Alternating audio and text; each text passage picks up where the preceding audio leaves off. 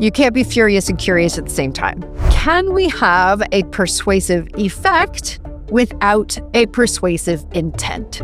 My current view is absolutely yes. There is always more behind the words and the point of view than what can be contained in the words. My own personal view on presidential debates is they're not actually debates. They're just two people talking next to each other with no attempt to try to understand each other's point of view. Debate, that word, has a, as you might imagine, kind of a battle, win-lose, like debare, I think is like where it comes from, and that means to beat, right? So debate is about beating, right? It's about defeating the other person. When someone feels heard and respected, it kind of allows everything to go back into a normal, balanced state. And they're much more likely to be able to hear something that you're saying.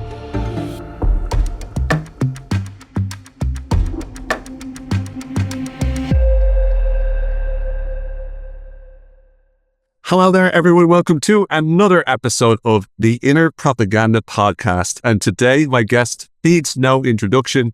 I had Tamsen Webster on a couple of seasons back, and it was one of the most enjoyable conversations I've ever had on the podcast. In fact, I've talked to her a number of different times, and every single conversation just eclipses the other one. So really great welcome to message design expert, persuasion, and doctoral student, soon to be doctor, the wonderful Tamsen Webster. Tamsen, thank you so much for coming on.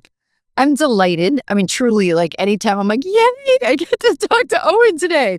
I'm thrilled to be back and get updated on inner propaganda and kind of share whatever might be useful for what I've been figuring out the last couple of years. Well, I get a lot from talking to you. And again, I think both of us walk away from conversations normally with lots of book recommendations. Yes.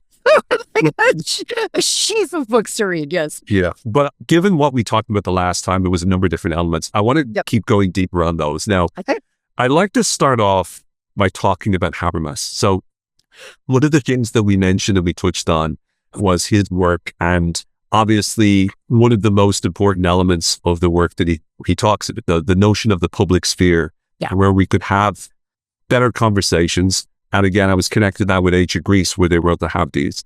But the problem isn't just that we're, let's say, locked into social media or there's one-liners. It's also the polarization, the expectation that we always have to have a strong point of view instead of going to the table with questions and curiosity. Would love to know, Tamsen, you know much more about his work than I do.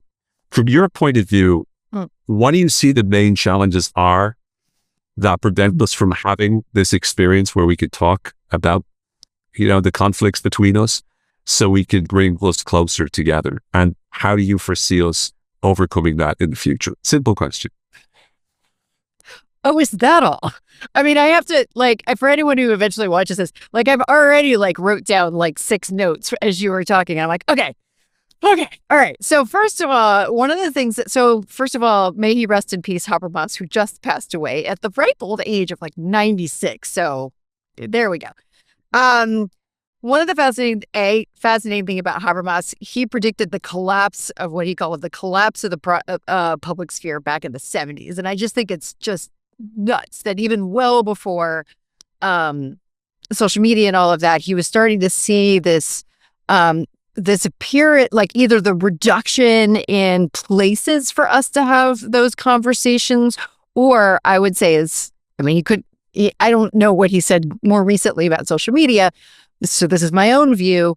What appears to be public conversation, but isn't really because of algorithms and our tendency to stay within our own filter bubbles, right? Stay within and stay close to the people who sound like us, look like us, believe like us, talk like us. So I 100% believe that part of it is just the lack of opportunity, right? Lack of opportunity for those kinds of conversations to happen. And whether it's directly related or not, as a causal thing, I think it's in the mix, as we say.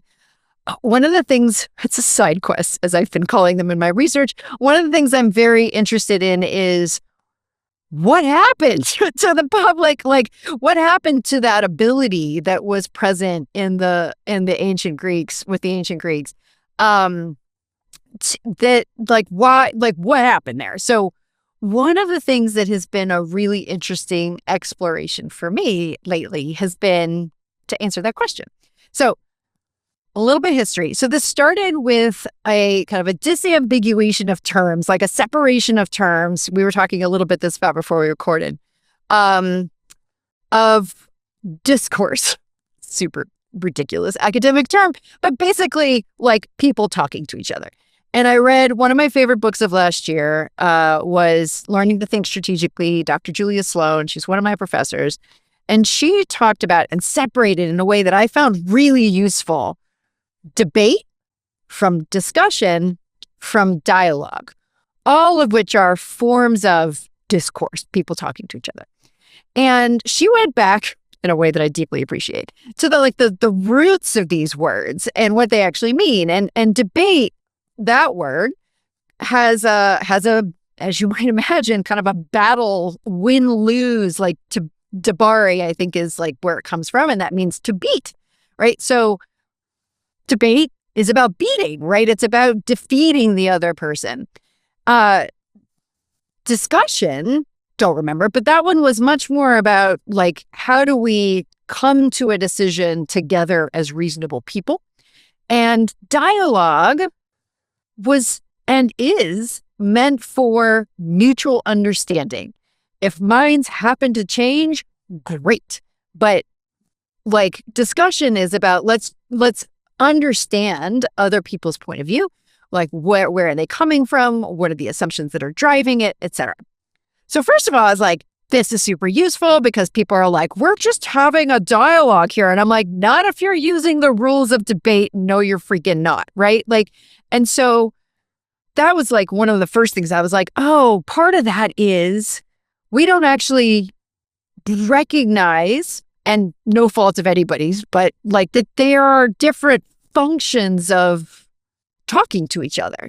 And if two people or two groups of people come into a discussion, let's just call it that, with like a different set of rules, whether they're intended or not, things break down pretty quick. So I'll pause there for a bit because as it often does, went down a whole other rabbit hole. But I think just there, like that's a big thing. It's just this difference of rules and therefore tools in whatever public spaces we have. So I suppose the main takeaway, I love this, the main takeaway is before we go in to have, let's say, a conversation with others, part of it is what label are we giving to that conversation with them? Yes. Because whatever label we give should inform what is the goal we're trying to accomplish. And often, and just to go a little deeper on that, and by the way, you have a post there or a LinkedIn newsletter certainly about that. If you're looking to learn more about persuasion, follow Tamsen on LinkedIn. I'm telling you, it is the one thing. I mentioned it to you earlier, Tamsen. You're the one person, whenever you post anything, I want to read it. As soon as I see it posted, I want to read it because I always learn something. But with that in mind, I want to go into a little bit on debate. There's a great researcher called Dr. Sarah Steve Lubrano, and she has done a lot of work around debate and sort of looked at the fact that debates don't actually do very much. Right? We kind of have this assumption that when we look at debates and we look at, let's say, presidential debates, at the end of the day, they don't move the needle that much. So on the one hand, and I've kind of 2 points here that I'd love to get your perspective on. On the one hand, it's the fact that debates don't seem to actually make traction in terms of making us change our mind or changing our beliefs or changing our attitudes and perspectives, because it's almost like my team against your team, and I'm going to try to want my team to win. But even if your team wins, then I'm still going to find some way to, argue against that. The second thing is that if I'm already trying to want to see one side than the other win, that's a problem.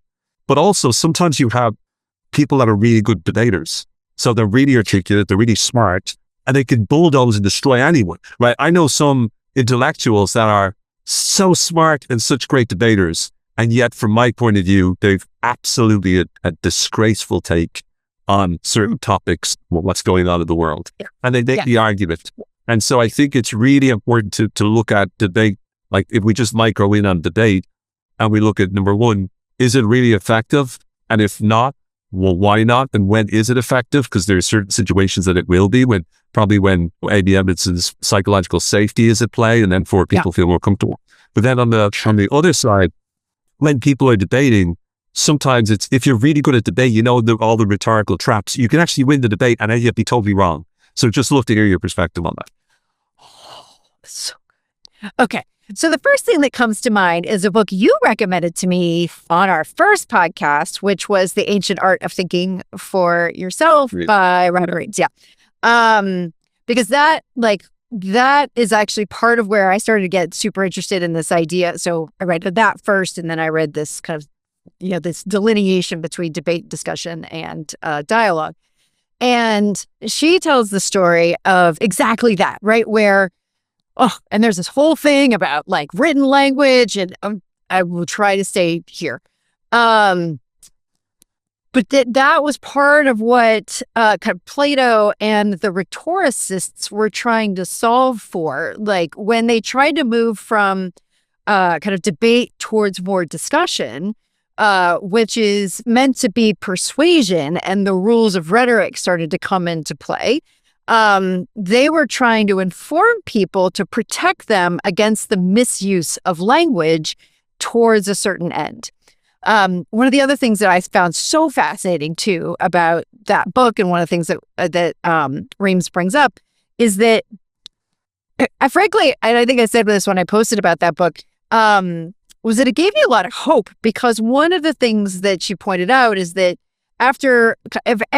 it seems like after every major wave of authoritarianism, totalitarianism, et cetera, there is a wave after that of language-focused movements to try to protect, like arm people with like better tools for the next time around. I would love to think that I am part of like the most recent wave. So debates, I have no idea. Like if we're talking about like Lincoln Douglas style debates, like not the actual ones, but like debate team debates, what they do. My own personal view on presidential debates is they're not actually debates. They're just two people talking next to each other with no attempt to try to understand each other's point of view. And for all sorts of reasons, many of which you're familiar with, and many of which I've come to know even better over the last few years from, not better than you, just different stuff, that coming out, trying to like, there's something about entering into something with persuasive intent, or particularly defeating intent, that immediately sets people back on their heels, right? And so, I mean, we've all been there. We've been there as soon as somebody starts to sell to us, or someone starts talking to us, and they're like, that their whole goal is to change your mind. And I don't know about you, but it's like, maybe I'm just highly sensitized to it too, because I'm like, just stop. Because I know personally, it puts me already in a frame of mind where I'm not even this it's an irrational response, right? I'm like, stop. I don't like, especially if you haven't taken the time to understand where I'm coming from right now and what that means. So one of the things that has been persistently interesting to me is this question of, can we have a persuasive effect without a persuasive intent? And I think that's been the core of a lot of my work as I look retroactively over the last 25 years, but particularly that's what I've been interested, like laser focused in the last couple of years that I've started my doctoral program. And my current view is absolutely yes. And in fact, you're more likely to have a persuasive intent. Excuse me, I'm getting my words back up. You're more likely to have a persuasive effect if you drop the intent. Right? If you actually go in with, and I'm not the first one who said it this way, like if you go in with more with curiosity and seeking to learn something rather than seeking to win or convince or persuade. Yeah. So I think I'm just like that to me is like, this just like, oh, it's such a juicy question that I just, delicious. So with that, because I have questions on this, right? So I would love your perspective on it, right? Okay. So how I'm thinking about it is this. if I go into a situation, let's take deep canvassing, for example, right? So deep canvassing, so great approach, deep persuasion, for anyone who doesn't know briefly, this is a form of canvassing where, and they did it in the noughties and then continued it in and did a great study in 2016 on this. In a nutshell, you go to the door of a person, you knock on the door, you're, let's say, talking about some sort of social issue, and you ask them questions about it and you let them talk and let them express their point of view. You do not judge, you do not challenge, you do not argue, you do not debate. You simply listen, you reaffirm, that you're paying attention, you demonstrate respect, and then you share your own perspective. I'm simplifying it, obviously. But when I think about what you've just said, here's my struggle. So the persuasive intent, the deep canvassers, and I'm not saying that you're saying that the deep canvassers are an example of what you just said, but for me, it's quite a good approach to changing lives, because they might have the intent to persuade, but they're doing so. It's almost like that's the second or third order effect of that communication. What primary one is the win. So if you've no persuasive intent whatsoever, then, well, how would you know that they'd change their mind because you weren't even trying to? But if you have a persuasive intent, then your actual, like, I want Tamsen to like me. That's my persuasive intent. However, when I go into the meeting, I just want to make sure she's having a good time talking to me, or that we're able to get to know each other better. And that as a result of that, then I get my original persuasive intent, but I don't walk in there with I'm not going in there going, I got to make her like me. That's not in the moment. It's kind of back. So could you, I don't really understand. Am I wrong here? No, you're not. No. I think it's an important sharpening. I think that, because you're right. Like, if I don't, so, one of my theories, one of the theories that I'm pulling together for my dissertation is from organizational management sciences, behavior, psychology, etc., known as sense-making theory, which has a little sidearm called sense-giving, right? And the idea, sense-making, making sense. It's what the organizational psychologists call learning. Or what the cognitive psychologists or just the psychologists call belief change or conceptual belief change. Easy peasy, people use the same words. Anyway, and then on their companion to that is sense giving, and basically sense giving is the hope of influencing someone's sense making in the direction of a desired position, outcome, etc.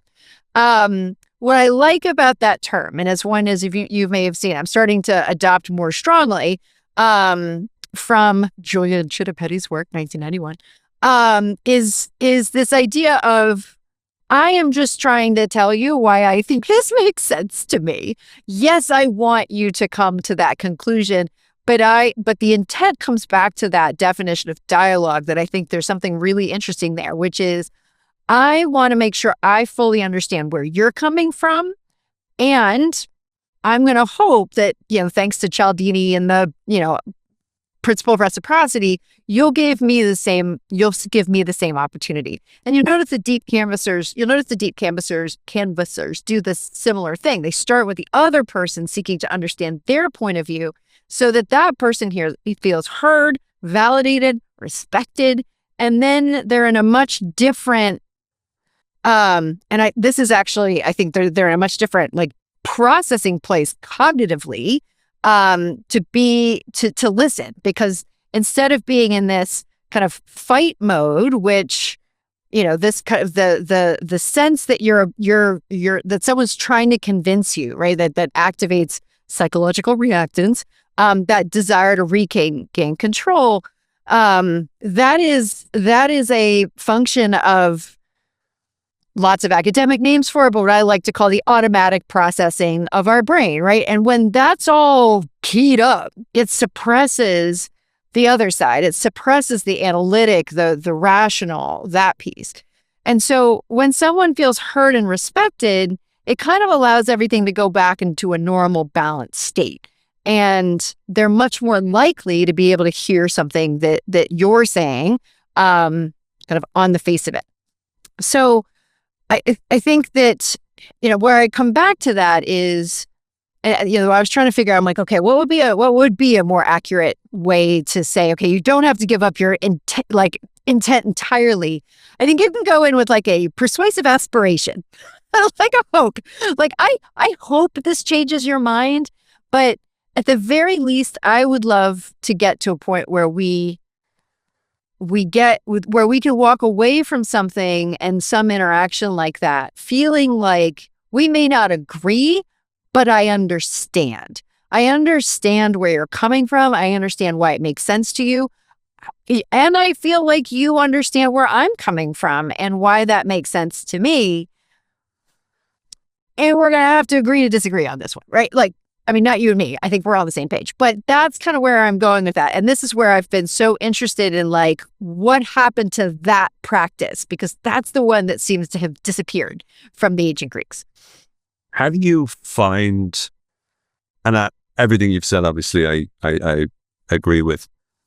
How do you find when you're trying to do this, let's say with someone, let's take somebody who has very different political views to you, and you try to implement what we're talking about and understanding those. Mm-hmm. Yeah. How do you parse out the problem that occurs when they have either a absolute insane take on something, B, absolutely like evil take on something? Now, I'm using these words on purpose. It's like insane or evil depends on your perspective, your subjective experience, what, your culture. Like, there's a whole host of stuff in there. Yeah. But what I mean is, if you were so remotely opposed from someone, how do you maintain your own emotional state, which can often drive up a certain desire? Like, for instance, if I'm talking to someone who has very different views to me, it's very difficult for me to be able to, now I'm able to do it, but it's a real struggle to actually have a conversation with them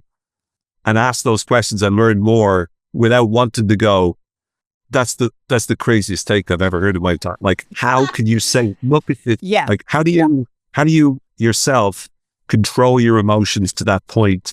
Because it's easy enough when, someone has a more moderate view and a different point of view, and then you can have a nice conversation. You ask them questions. You really learn what they're thinking of. But when they're absolute extreme or insane or over the top or like just like wrong, that's what comes from you, obviously. Yeah. How do you come with that? How do you deal with that? Oh, it's a rich pageant of tools. Okay.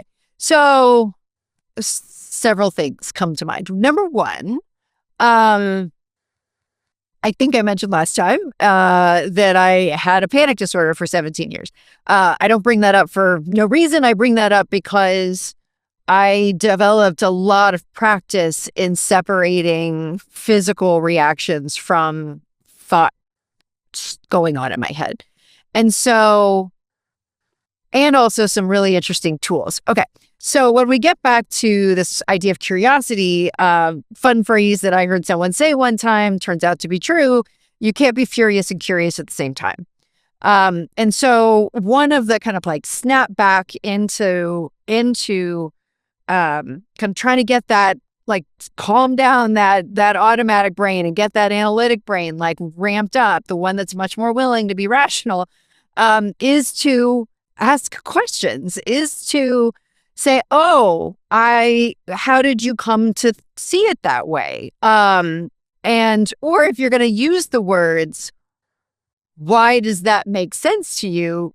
Remove the layer of judgment. Like, you're really going like, oh, it's interesting. That's so different from how I see it. I'm really curious about just walk me through it. Like, help me understand where that's coming from.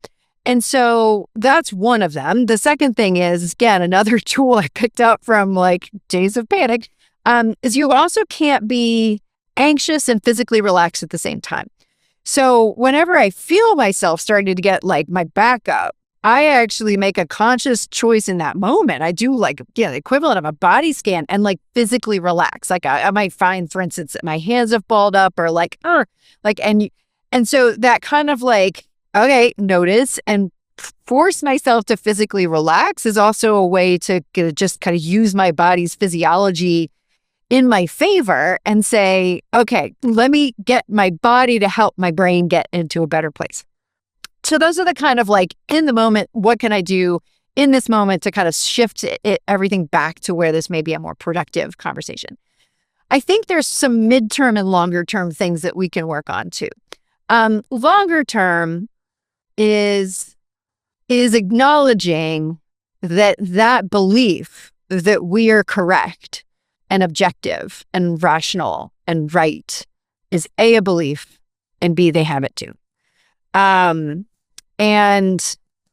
because it's not possible because math for everyone to be more rational than the person next to them.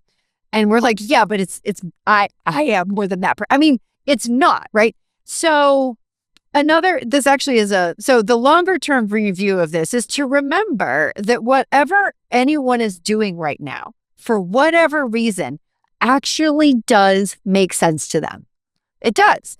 And so for me, that's where I try to get curious. That's where I aim my curiosity is like, why does this make sense? How does this make sense? What must be true for this person for this to make sense? And then I try to check those assumptions. I either try to kind of like excavate through questions or I say, okay, if you're saying that, and I feel like if that's like this would come from that, is that wrong? Right? Is that incorrect?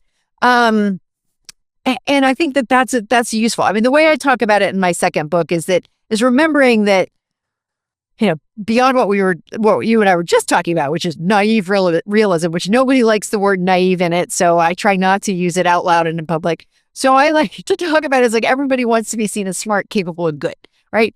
And the smart, capable part and good is kind of like I'm reasonable, rational, I'm well-intentioned, but so is everybody else. So remembering that and keeping that in mind and kind of like forcing yourself to say, they think they are just as rational as I am.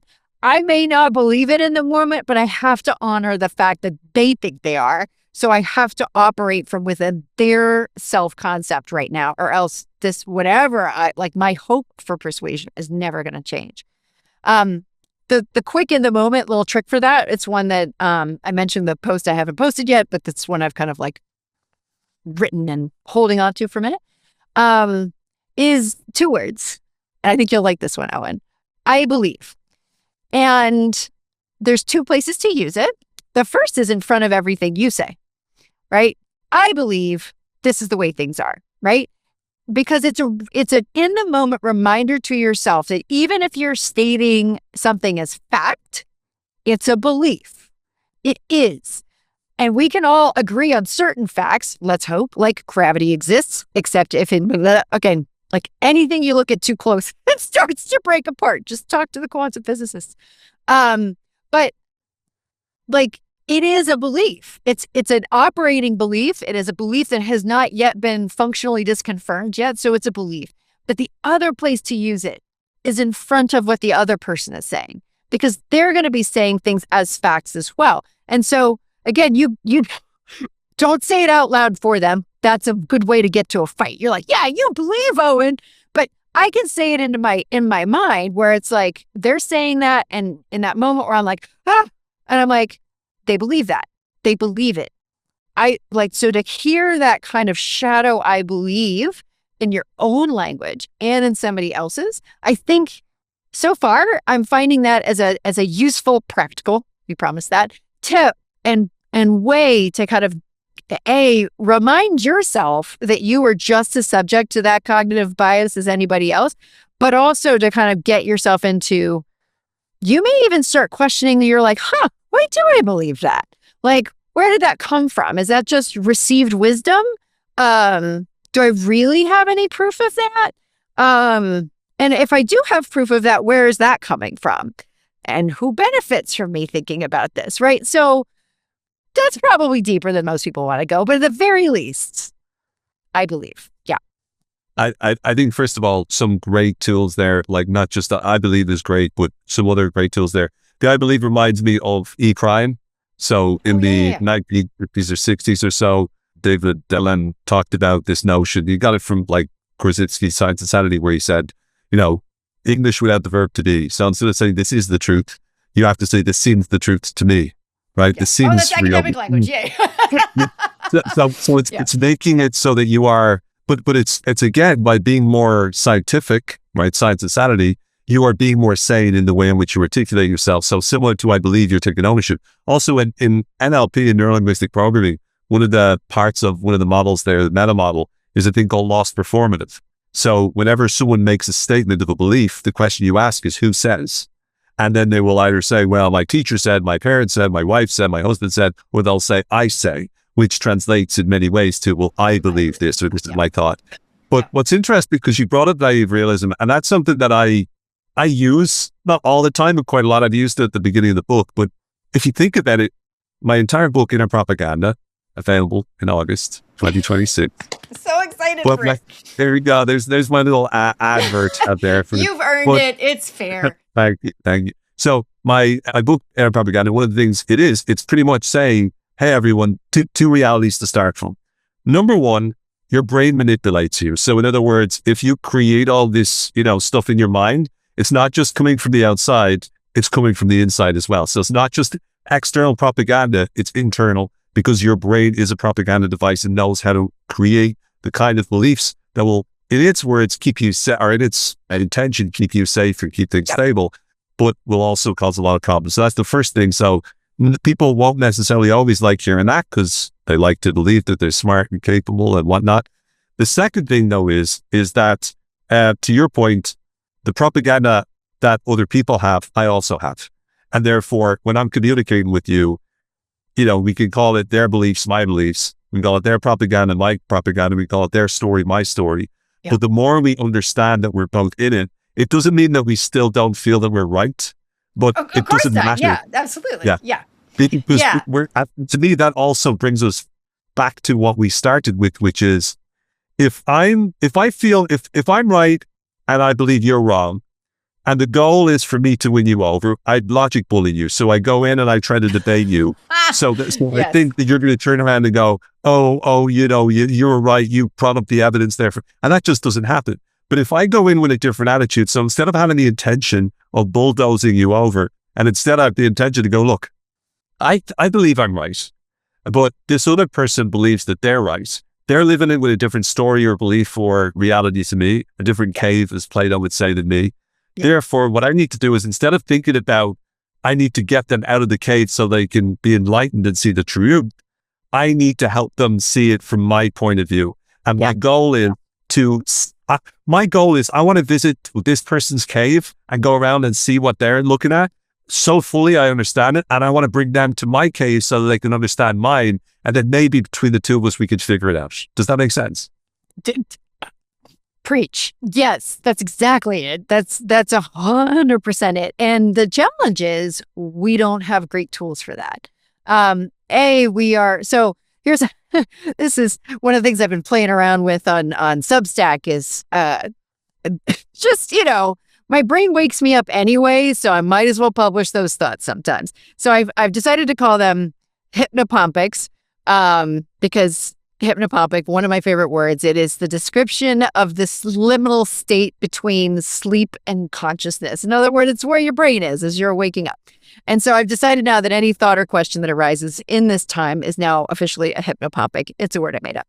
So, but one of the ones I had the other day, living in my brain sometimes, was what if all these cognitive biases aren't barriers to overcome, but actually signposts for how we want and need to receive information, right? In other words, let's work with naive realism. And I don't mean in an exploitative way, because don't even get me started, right? So that was another hypnopompic thought where I was like, because my husband and I got to talking about this, and he was like, well, I still think, just to your point, like one of, Tony Robbins, yay, Barbie.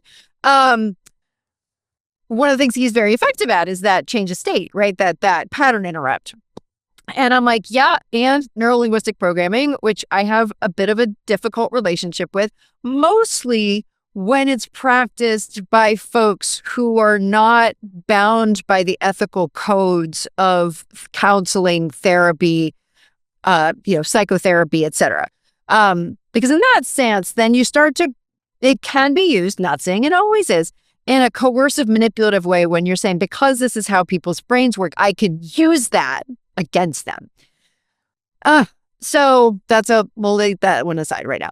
But I got to start to thinking, I'm like, well, what if things like naive realism and confirmation bias, again, are things that tell us actually how we humans, things that tell us how we humans evolved, right? So that we can find those shared understandings more effectively together.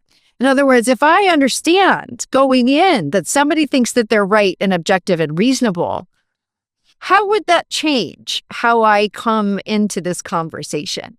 Because if that is how somebody is wired, again, rather than exploit it, what if I say they think they're reasonable? So do I. Let me find out why. And this is the heart of part of what I'm trying to figure out for my doctoral dissertation is my plain English version of it is, what do novel ideas require to make aha moments possible?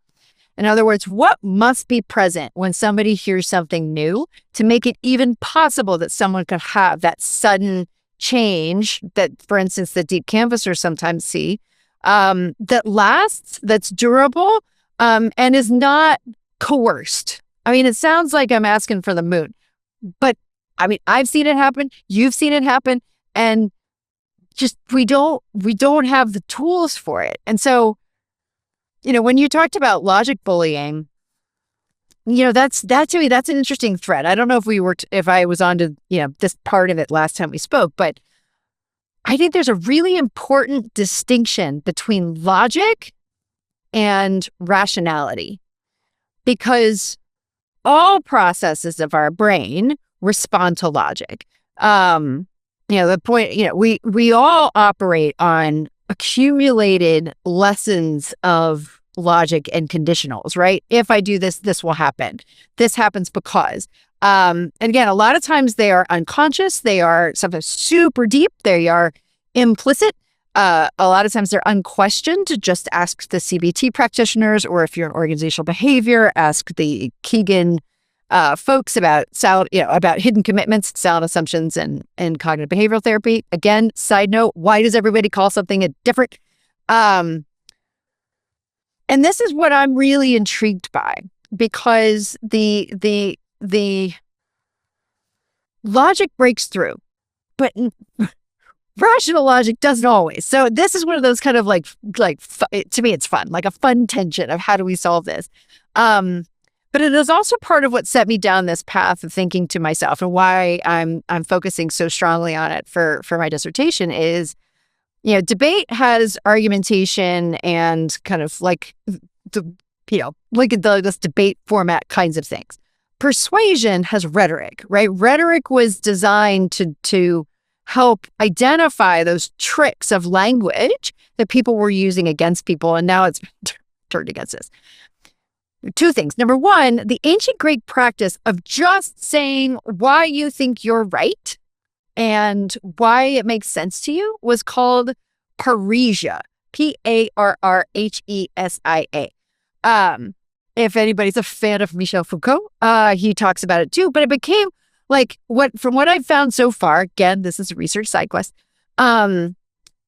it disappeared as a practice. It was a practice of quite literally speaking one's truth, and it was attached to risk, because a lot of times it was in the context of speaking truth to power, quite literally. I'm holding an opposing view of what the dominant thinking is.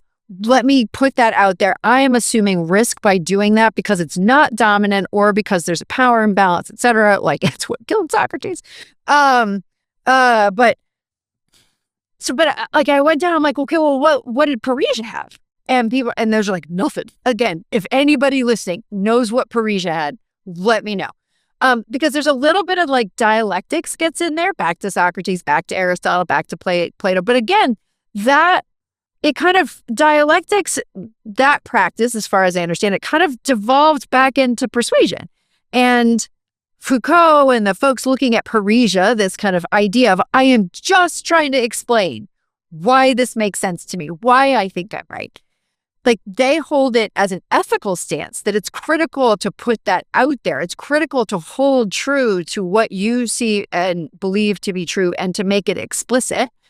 They have held off on developing tools for this kind, for actual dialogue, for fear that it will always collapse into persuasion. And I'm like, but the Greeks didn't think that. So it's like, this is where I'm trying, like, honestly, this is part of where my question for my, that question about where do aha moments come from, what makes them possible. Really what I'm trying to do is back to sense giving, say, are there design principles in how we, in a sense giving practice, when I talk to you about a new idea, that are more effective at quickly and non-triggeringly, but also non-coercively explaining the sense, why this makes sense to me. So that's what keeps me up in the morning. So just on that, and again, I'm also thinking through how we make this as practical as possible. But my initial response is, okay, so when I explain to you my point of view and I articulate why I believe what I believe, and that's really what I want to get down to, and I want you to do this thing. The challenge is that I think it's also framed in the way in which we do that. It's almost like presupposed. If I say A is correct, and this is why I believe A is correct, I'm also sort of not saying, but yet saying that I believe B is not correct. So every time I make a point, every time I say something is true, I'm at the same time saying that means everything else is false. And that kind of dichotomy between, if I'm true, then everything else is false. To me, the way I kind of look at it is, where I go to is Thomas Bayes and his Bayesian probability. Oh my God, I love Bayesian probability theory. That's deeply involved in how I'm thinking about this. Yes. Okay, go ahead. So the notion is that with Thomas Bayes, the idea is you put forward a prior, and then you go, you think in terms of probably this is correct right now with the current information I have. And then when more information comes in, you again adjust your prior and you keep adjusting it. And that's really what a lot of scientific rigor, where that, comes from, a lot of the, even artificial intelligence, computers. So that kind of ability we have to look at things, probability. Robert Anton Wilson, who is one of my favorite authors, and he was like a science fiction writer as well as a popular science writer, but he talked about the notion of using probability in the way in which you think about things, and being able to look and always realizing your brain is making gambles. And of course, Annie Duke and, Thinking at Bets talked about this. But I think for me, it's been very helpful to start to not just think to myself, I could be wrong, but I could be right, but not completely right. I could be to a degree right. And therefore, the more we stop seeing right and wrong as being the opposite sides of the coin and complete definitive on-off switches, the more we see it more like an analog, the more nuance we get, I think the more we can have richer conversations. Oh, I love that. Yes. And another quite practical, I'm about to give a bunch of them. We just, you and I, we have to kind of like get the fun, like what we think is the fun stuff out. I mean, I love trying to figure out how to make this stuff practical. Like I live for that. It's been so interesting to me to be able to like come in as a practitioner. But to that point, number one, a tip I picked up for one of my classmates of all things, she says, and I love this, my current view is, again, it's kind of like I believe, but my current view, again, is a reminder that it's your view. Second, it gives you ownership of it. Third, it communicates both to yourself and to other people, but there may be something else I don't know or I don't understand. And I think that that's actually really important. So, I know it's really important. Okay. Oh, Bayesian. Okay. So yes, back to that point about logic, here's how this translates into practical everyday stuff.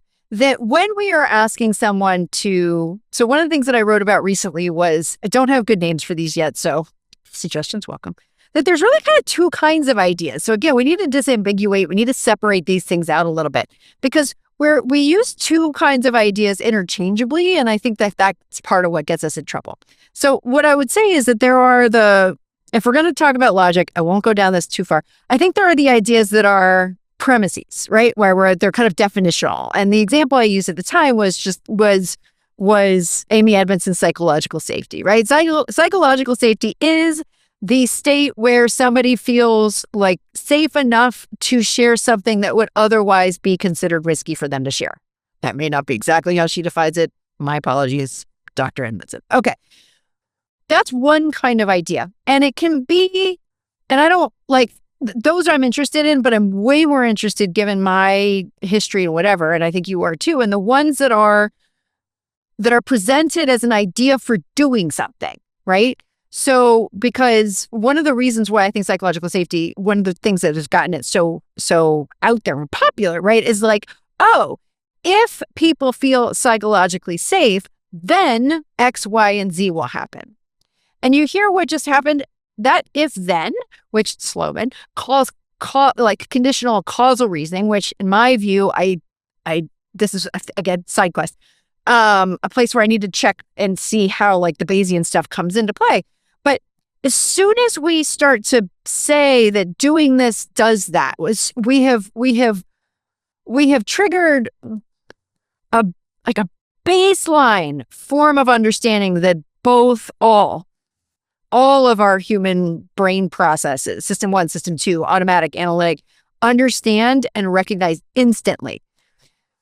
And so there's two things about that right off the top of my head that are important. Number one, if you are somebody who wants to put something and get someone, like, if you have a hope of persuasion around doing a thing to achieve something else, then include both parts of the if-then statement. You need to give this is the thing I want you to do, because I want this thing to happen, so that you can say, when we do this, then this happens. But the thing is, we'll still say, psychological safety makes teams do X, Y, or Z. It is still a conditional statement, right? It's still saying, if they feel this way, then this will happen. And we get tricked by the language and not realizing that there's this kind of like logic lock. So first thing I would say is both parts need to be there in order for something to make intuitive, instant sense to someone, because they're not going, why are you telling me this? They're not going, I don't care, that's totally irrelevant, whatever. And then the second thing, and this is where Bayesian probability comes in, I need to intuitively and immediately adjust and be able to assess that allows me, in a way that I'm going to do anyway, to assess the likelihood based on what I currently know to be true and the reasonable person that I think I am, whether or not I think that will happen. Right? And so this is one of those reasons, again, if nothing else, one of the things is just say, if you want this outcome, then make sure you include both the if and the then anytime you're asking or anytime you're explaining an idea. And it can be in a when you do this, then you can expect this outcome. But I think that's key, because it working with how people's brains work, not exploiting it. It's basically, if it doesn't pass those Bayesian tests, if it doesn't pass what the plausible argumentation people would say, is it good enough? Is it plausible that could happen, that these two things could work together? Then it literally goes no further. And this comes, again, back to the Bayesian probability people, because one of the big shifts they realized is that, and they brought into it, was that people are logical, but kind of a nod to Ariely, they're predictably illogical, like in a certain way. In other words, like a lot of the logic models prior to Bayes, I won't go too far down this, don't worry, basically said, if something is true, it should always be true, and people should recognize it as that way. And then what Bayes noticed was, if someone does not consider the if of that kind of if-then statement to be relevant, the whole statement, it may be true, but that's not how they think about it. They think of the whole thing as void, right? So if I don't want to get, back to the one I've been using, if I don't want to persuade people, and I'm giving you something that says, using the if-then, when you do that, then you'll be more likely to persuade people. If you don't want to persuade people or have that effect, you won't listen to the rest of it. Doesn't matter whether or not it's true. So part of what I'm saying here, just to bring it back, is that that's a third reason why the if-then, knowing it, stating it, is critically important whenever you're trying to, or you have a hope or an aspiration of persuasion. So love that. Let's say there are certain people in the world today that are extremely effective at persuasion. They are not using a lot of the things that we're talking about, right? So it's not, let's say it's not a, inverted commas, benevolent approach to persuasion, but nonetheless, they are extremely successful. Without obviously very good names. Can you explain from your point of view what you put their success down to? Now, these people are effectively persuasive at persuading a certain group of people, and zero effectiveness at persuading another group of people. Yes. With that in mind, what is your explanation for why that works? And second to that, why is that not and I'm presuming it's not a aspiration that all of us should have for the way we communicate messages moving forward? Yes. Okay. So there's a lot. So much. I spent a lot of time watching cult documentaries for exactly this reason. And it's one of the reasons why in the non-English, plain English version of my dissertation question, I include the language, how do we do this outside of coercive and crisis contexts? Because I'm really, so when I said before that I get really bothered when I see people using psychological techniques against people, like I get really bothered by that. Like it makes me mad. Because it doesn't honor the other person's agency, free will, all that stuff. And cults and cult leaders in particular are really good at eroding someone's free will with what sounds logical and what sounds right, but doesn't really pass the test when you start to ask slightly deeper questions. Okay, so there's a couple of different places this goes and can go. The first thing is why is it possible? And that's a complicated thing. I'm not an expert on cults aside from other ones I've watched. So, again, side quest. But based on what I've learned so far, my current view is that they have a powerful ability to lock into someone's right? If you're looking to be successful, if you're looking to make $1 bajillion, if you're looking to be this kind of person, if you're looking to meet your soulmate, oh my God, the twin flames one was fascinating. They anchor right into that piece, right? And one of the first warning signs is that the answer to that is not an approach that anyone could follow without them. It's stick with me, I'll show you, right? That's where the first red flag should go, because it's not an answer, because they tell you what to do. They don't tell you why. So, and oftentimes if you say why, if you do ask why, they're like, well, because you said you wanted this. My friends, I don't want to get too crazy with you, but that's what's known as circular logic. You cannot say that the problem is you're not doing the thing that I want you to do now. Like that's not it. We need a third thing. It's physics. You can't change the course of something without another force acting on it typically from a different direction. So I think right there is part of it. I mean, I know based on what I've read and talked to other folks. I worked with a woman one time whose husband was a cult deprogrammer, and I'm like, oh God, so interesting.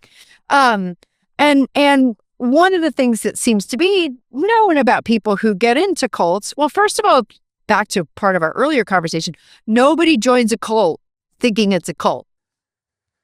Like, and I remember I was watching the Nexium documentary, whole thing, where the guy was like, that was his line. And I was like, that's so beautiful because nobody joins it thinking it's a cult. The second thing that happens is that cults tend to appeal to people who are seekers. Like that's kind of the term that people use. They're always looking for an answer. And typically they're looking for an answer outside of themselves. So they are even more inclined to go for anything that starts to sound even reasonable. And then the third kicker is that there's always some element of truth to what there's some element of truth. So for instance, Scientology, Kundalini yoga, even NLP are based, I'm not saying NLP is a cult, are based on but it has been debunked scientifically. But there are aspects of it that are consistent with evidence-backed things, right? So there are things. So for instance, this past week I was doing, for one of my classes, we did breath work, which is now very evidence-backed, but I was like, that's exactly what the Kundalini yoga people were doing. So again, they stumble onto sometimes techniques that actually do work. And so there's enough truth and there's enough benefit to things that people kind of continue.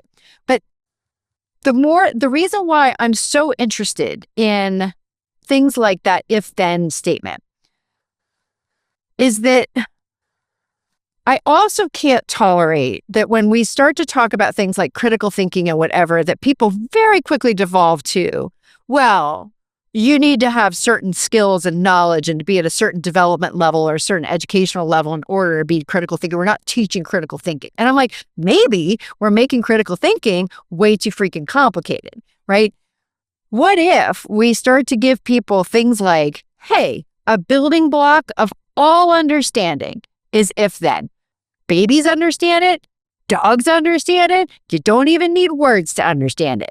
And so if somebody gives you a then with no if, or gives you an if with no then, be aware. Like, be very aware and allow that to be the trigger to be hyper analytical about whatever comes next, particularly if the answer is, come with me and I'll show you. No. Back to parrhesia, both the ancient Greek ones and the ethical stance, you should tell me the answer. I get to decide as a free agent, because if you withhold the answer from me, that isn't just do this, it's do this because it works, because this other thing to be true works. That's the key. And let me come back. Hi. Sure. So there's a bunch of stuff that's just come up there from this. So first of all, a lot of what you said I completely agree with in terms of, I think the insider out if then is beautiful. I had a couple of clients when I was starting off many, many years ago as a therapist. I actually worked with a couple of clients that were in cults, helping them to get out. And it wasn't like deprogramming in the sense of like bringing them to an environment and the heavy stuff. But it meant I read a lot of Stephen Hassan's work at the time, combating cult mind control. That was the husband, actually. He was married to a woman I work with. And I'm like, that's the guy. Yeah, there you go. So I spent a lot of time like learning about how they use language, how they organize, all that sort of stuff. So that's the first thing. I'll pick up on the NLP stuff just because since I've written a bunch of books on NLP with the co-creator of NLP, if I didn't make my point of view or perspective or share my experience, it would be big. So I think it's kind of, I'm not sure what you think. When we say something's debunked, I think sometimes it uses a generalization that is that you kind of clarified afterwards, but it's like, it's been debunked almost means the entire field is. That's fair. That's fair. Yeah. So I think the research, because I did a lot of research, in psychology when I was studying in college about the science behind NLP and what works, what doesn't. And I think the big challenge for me is, and I still believe that in the right hands with the right people, it's a phenomenal tool. And it's something that I've seen Richard Banner's made a huge difference to my life. Brian Colbert is someone I worked with for years. He runs the Irish Institute of NLP. He's phenomenal. And he's made such a difference. As also as a therapist for many years. So still is. And he does incredible work. So there's certain people out there that I know why what they do works, and also know how incredible they are at what they do.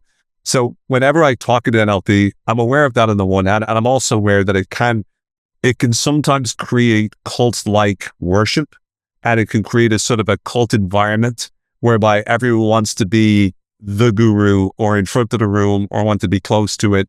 And that's as well as a danger of any of those. Breath work is the same, yoga is the same, meditation is the same, mindfulness is the same, emotional intelligence is the same. Even cognitive behavioral therapy, with all of its science, it's similar. And I think there's so many great tools from CBT, but inside of the environment, if you go along to positive psychology and you see Zig Ziglar, or you see, any of the big, sort of well-known figures in the space, a lot of times there's a sort of a cult-like aspect of it. When you hit the nail on the head earlier, you mentioned, which I loved, which was, when we market products to people and we sort of say, look, that's effectively the if then. However, the difference is, and you pointed this out, is that the then is like an abstract, sure, look, we'll see what happens. And a lot of times that the spiritual is the easiest one to do this with, because when you're spiritual, and I went faith. It's like, you just have to have faith, and you have to, and they say things like, just go with your heart instead of with your head, but they don't unpack what that means.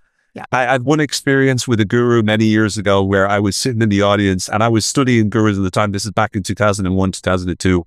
And I was sitting there with a notepad, and there was about 400 people. This is in London, 400 people in the room. And this guy comes up, he looks exactly like Jesus, right? Looks exactly like it. Now, he's not pretending to be, but he stands at the top. He's on a throne, and there's these followers that go up and feed him grapes. I swear I'm not making any of this up. And he starts off, he doesn't say a word for 20 minutes, and people are falling into trance, like, because of expectation. Everyone's like, oh my goodness. And I'm sitting there with a notepad going, like, talk, bro. I'm here to analyze what you're doing. But eventually, someone in the audience shouts up, my mother never loved me. And again, this whole conversation took about 5 minutes to say like 10 words. And he turned and he just eventually stopped to the guy and he said, you believe that because you're thinking it with your heart. Instead, I know, you believe that because you think with your head. Instead, you need to think with your heart. And then everyone was like, wow. Yeah. And I'm like going, first of all, I can transcribe this entire thing by hand. This is how slow you're speaking. Yeah. But second of all, it's this notion that when we're searching for meaning, oftentimes we'll find out. When you're in a cult, everything the person says, you incorporate it. So for me, in my experience, I've used NLP all my life. It's made a huge difference to me. Not all of it. I think some of it gets hyperbolized. So the whole accessing cues and representational systems is like what are most often tested. Yeah. Whereas the real stuff like the meta model, I mean, that's life-changing stuff, like cognitive distortions, the ABC technique in terms of cognitive behavioral therapy. These are the kinds of things. And the problem is, on the one hand, people are like, NLP is everything. It's the greatest thing in the world, which creates these culty vibes, which hyperbolizes the stuff. And then on the flip side, people turn around and go, NLP is nonsense. It's got nothing and stuff. And then a third angle, and Richard used to say this, he goes, people turn around and say, it's either dangerous, they'll say it's dangerous and it doesn't work. But how could it be both? If it's dangerous and work. So that's what, so fair. And this is a great example of like how, like, I think you come into it saying, I want to understand more because I don't get a chance to talk to somebody who responds, like you worked with a co-founder. So you're going to have a much deeper knowledge of it than the average person. And no, I'm not trying to like confirmation bias but I should say, it's all the instances you talk about are not the ones I have trouble with, right? And you're right. To basically say it's been debunked is not fair nor precise. There's been aspects of it that have been updated, in light of newer things. And what I don't know is has the approach also been updated to reflect that? What I really get, and I know, similar to you, not just you, I know folks in therapeutic settings who, again, swear by it because they have seen actual results from it. So stipulated. Where I think it's dangerous and where I object to it is when people teach those techniques to other people, outside of therapeutic contexts, right? When the benefit is not to the person on whom those are being used, but to the person using them. Like, I see it used in sales all the time, in sales training all of the time. There's people we both know. I actually know more than one person who is like a salesperson who it's one of them. And the other problem I have is when someone is not upfront or explicit about that those are where the techniques are coming from. So one of these two folks that I know is explicit. He very clearly says, I'm like mithril level, whatever it is, like, certified in NLP. And so this is what I'm teaching you. And another one, it's as if these techniques all came out of that person's head. And I'm like, and this was part of the conversation that I got into with my husband is, and it ties into an article I heard multiple people kind of talk about, which is, purposeful friction. There was an article in the New York Times about it, about how we've removed so much friction, but sometimes friction is actually a good thing. And here I'm going to, it was something I alluded to earlier, which is the ethical codes that are attached to certain practices, certain environments, etc. I am under the assumption, please check my assumption, that when you are if you're a licensed therapist, right, you are operating under expectations of intent, of ethics, of certain things like that. There's a code. Is that correct? Right? And so when you take the techniques out of the environment in which they were created, and I think you could say a very similar thing about the conflation of media and journalism. Journalists, true journalists, operate on a code of ethics, but not all media people do, right? So when you conflate them and we're not clear about what set of rules and expectations we're operating in, there is an opportunity for misuse, for manipulation, for coercion. And my biggest objection is, if I go to a therapeutic appointment, I expect you to use all the skills and all the tools at your disposal to help me achieve a certain thing, because it's what I need, right? But if I go into a sales conversation, if you rationalize to yourself that you are using these things because I need this new car or I need this house, but you're using these techniques so that I'm more likely to make a decision in the moment, that neither of those people can adjust whether or not that is truly the intent or what would have happened with that person without it.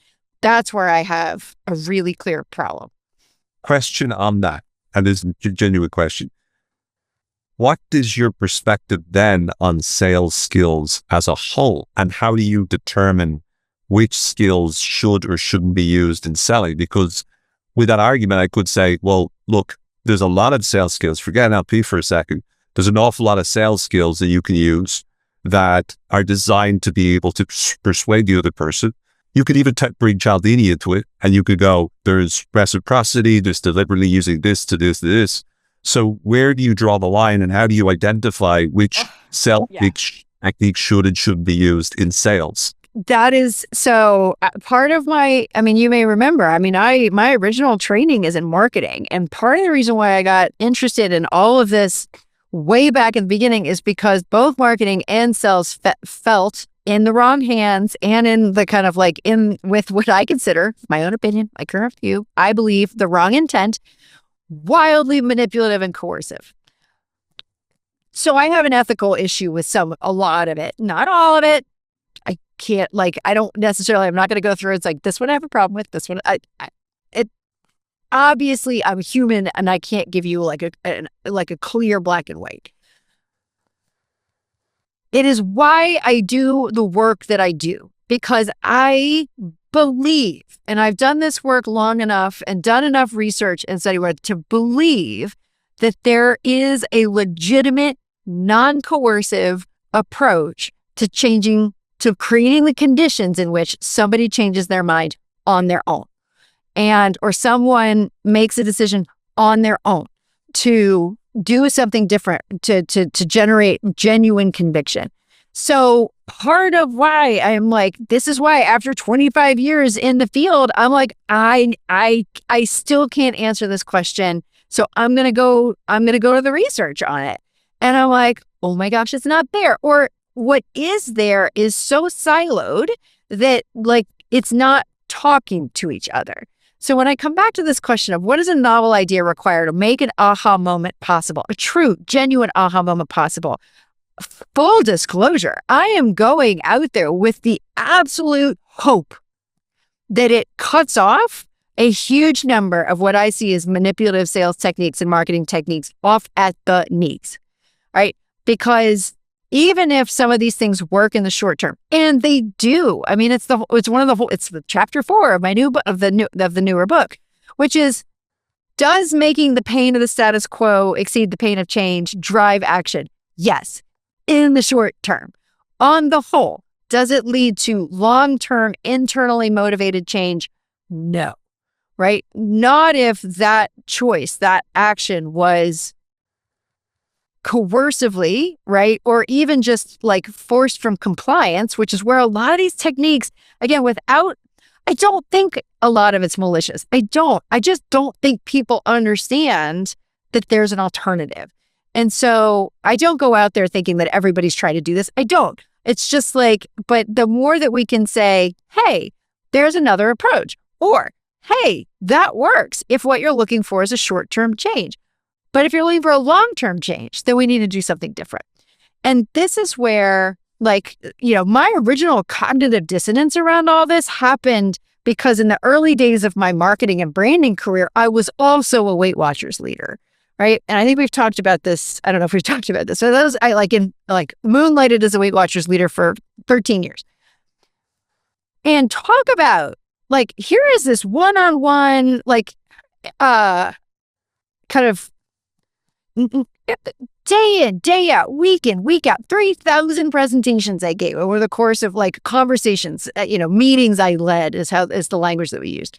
And you learn from that, as I'm sure any number of other people whose job it is to who are professional sense givers in one way or another, what does and doesn't work long term. I had 13 years and some of those people were there the day I started and they were there the day I retired. What doesn't work, what doesn't work long term, what works but degrades the person, right? And sets them up for future failure. And what works long term in a way that that person not only gets what they want, they're actually built structurally stronger for the next time there's a challenge there. And at the same time, what I was learning there with humans and with a deeply personal thing, not a trained therapist. So I was really uncomfortable. Like, I wasn't going to try to therapy somebody into that because this is not what I'm here for. What I saw actually work in long term, in ways that lasted, durable change, were 100%, sometimes 180 degrees away from what the marketing and sales practitioner were saying. And I mean, that's really where a lot of it started. So I was like, well, what's happening on the individual side and what can I do to take those things ethically to repeat the same kind of results at scale, right? In other words, not, use behavioral economics and kind of behavioral practices against people, buy now, but how do I do this well and in a way that I am comfortable with? And oh, by the way, that ends up being more economically reasonable as well. Because I was working in nonprofits and you don't have the luxury of churn. And so I was like, if I'm going to be on this job of sense giving, didn't have the word, of trying to talk to you about this organization or that company, or I'm helping with the fundraising thing. So I'm trying to help people raise money for Harvard Medical School, which did not need freaking money. Could use it, doesn't need it. How do we do that in a way where it works, it lasts, and I don't have to redo it? And that was a soapbox, and I will stand out. There you go. Thank you very much. I think just in terms of response to that, I agree in terms of the most important element of all of it is on the ethics that a person, when I talk about, Richard, when I talk about Brian, when I talk about Robert Cialdini, spends a lot of time, all three of those individuals that I think of are exquisite with regards to ethics and are like looking out for the best interests of the person that they're dealing with and therefore hold them accountable. I think the problem is sometimes a term like NLP, because of the people themselves, some of the practitioners, as well as the reputation it's manufactured in the society, it sometimes gets a harder time than some of the other sales skills. So people will not give behavioral economics a hard time as much as they will NLP, even though you can use behavioral economics, it's a tool like NLP is, to be able to nudge people in the direction that you want them to go in, even though you could try people like, even the cognitive biases piece that you mentioned earlier in terms of confirmation bias and some kind, like what if we use these in order to be able to do that? That's great. But once again, it relies to what your point is, which is it's about the ethical approach that you take towards this.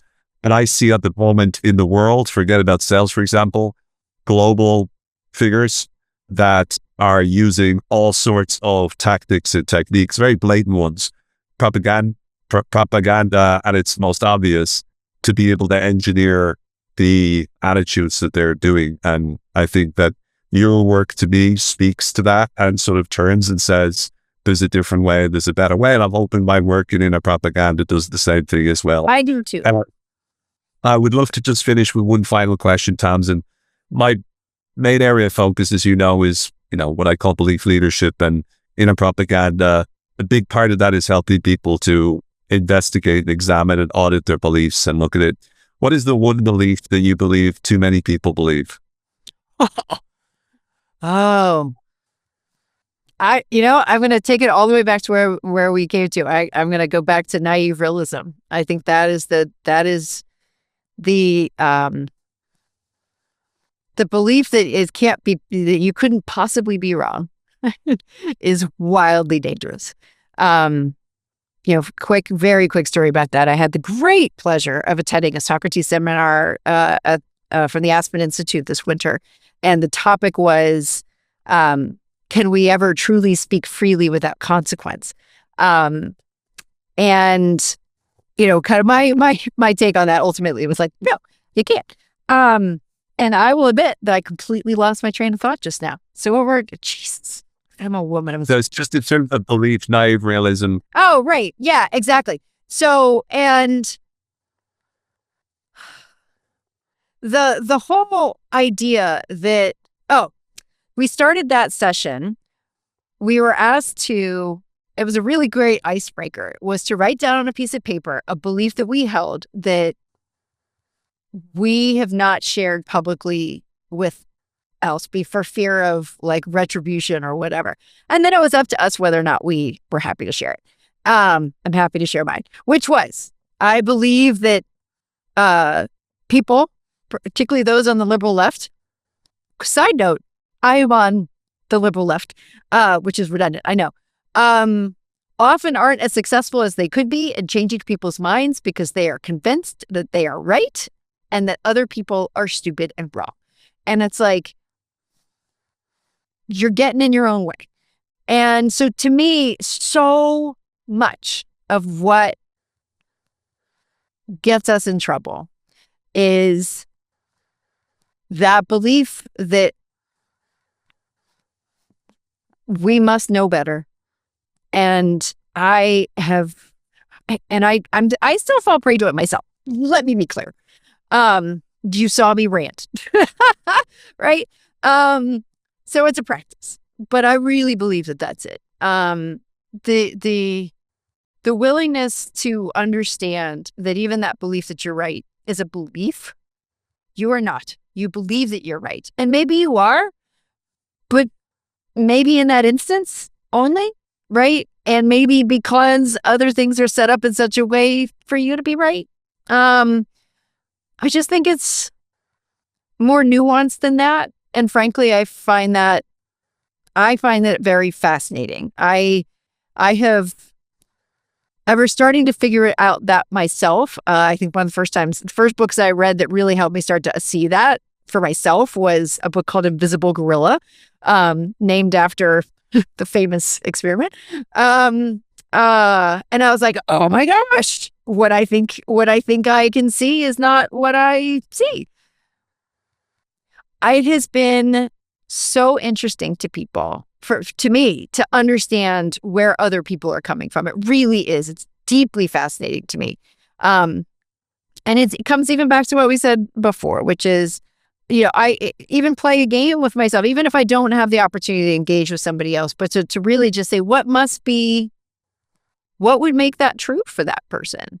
Like, what would make that true? And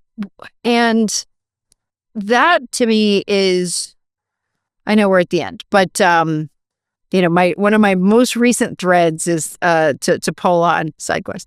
I read a fascinating piece from the head of the Santa Fe Institute on Substack the other day, and he was talking about semantic dark matter. What does that mean? It means that, just as an example, the words that we use in the moment that we use them are informed by everything else that is going on in our lives right now. Just as a super quick example, at one point I read the Spencer novels, like Spencer for Hire, which are set in Boston, and significantly Spencer lived on the first block of Marlborough Street in Boston, which is these days a very expensive block to live on. When those books are set, 70s and 80s, it was an incredibly run-down area of Boston. And so if you bring in your current view into the reading of something, when that semantic dark matter is like floating around in it, you could walk out with a completely different understanding of what's been going on. And that, if anything, has been the through line of my work and interest for the last few years, is that there is, underneath everything we say, a deeper belief, and one that oftentimes we're not aware of. So again, Keegan would call it a hidden commitment. Burns and Becks would call it a silent assumption. The logicians and the argumentation people would call it a warrant, right? It's the deeper principle-based justification for why we hold a point of view, not data, principle. Something that we learned from an accrual of if-thens over time that oftentimes proceeds unquestioned. So once you start looking for those things, to bring it back to practical, once you start asking yourself those questions, what would make that work? What must be true for that person to say? Why do they say that that's the answer? Again, you don't have to have any special skills, but it allows you to start to see, it's kind of like, it allows you to start to show, it starts to expose that dark matter in a way that you can see it and start to operate with it, rather than blindly to it. So that's where I would end everything, is to say, understand that there is always more behind the words and the point of view than what can be contained in the words. And that the more that we can honor that complexity in other people, the more likely, back to Cialdini, that we are helping people and modeling for people another way to be. And that, to me, if I do nothing else in this life other than to influence that a little bit, I'd be very happy. Thank you so much, Tamsen. For everyone listening, look, I'm only sad that this conversation is finished now. We could talk forever. I certainly could. Check out Tamsen on LinkedIn, Tamsen Webster on LinkedIn. She's got amazing content. She drops all the time there. Also, check out her books, the red thread, or the find your red thread and say what they can't unhear. Yep, they can't unhear. Absolutely, 2 amazing books. Definitely recommend both. And is there a website to bring people to, Tamsen? Just TamsenWebster.com. That's just me. TamsenWebster.com. There you go. Yep. Thanks very much, everyone. Take care. I'm sure you've got a massive amount, if you're anything like me, and have lots of notes. I'm excited to watch this one back And this is the kind of one that when I edit, I also take notes as well. So thank you to all of you. Thanks a million, Tamsen, as always. Looking forward to our next chat. Take care, be well, everyone. And may you go out there and remember, innerpropaganda.com. That's where you can find the book. Pre-orders now until August. And Get it. there you go. But for now, take care, be well. May the force be with you. Peace out.